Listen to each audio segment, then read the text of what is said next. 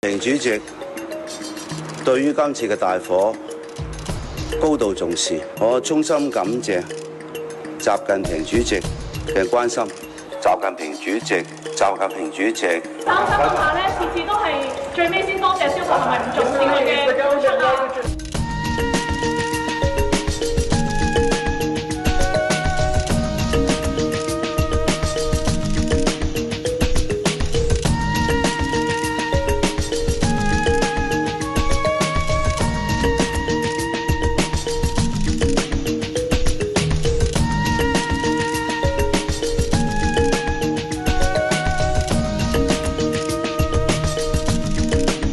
習近平主席對於今次嘅大火高度重視，第一時間了解火災救援同埋人員傷亡嘅情況，向我轉達佢對遇難人員、殉職消防員嘅哀悼，對遇難家屬同埋受災人員嘅慰問，並且要求中央港澳辦同埋香港中聯辦支持特區政府全力以赴撲滅火災。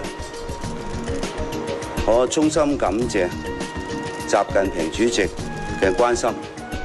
我再次感謝習近平主席對今次嘅事件高度重視。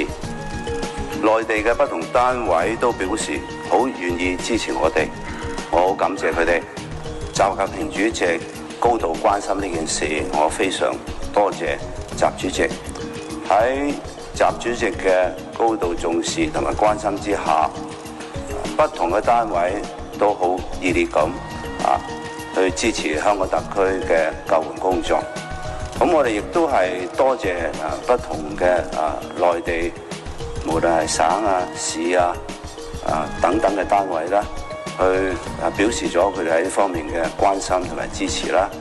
好，多謝大家。好，唔該，我全部。擔心下咧，次次都係最尾先多謝消防，係咪唔重視佢嘅付出啊？我想講清楚咧，我係非常感謝所有參與我哋今次救援工作嘅人士，所有官員，當然消防處嘅同事咧係不眠不休、全力以赴，大家都睇到嘅。現在家裡面只有身上穿的衣服，什麼都沒了，不知道以後怎麼辦。唉。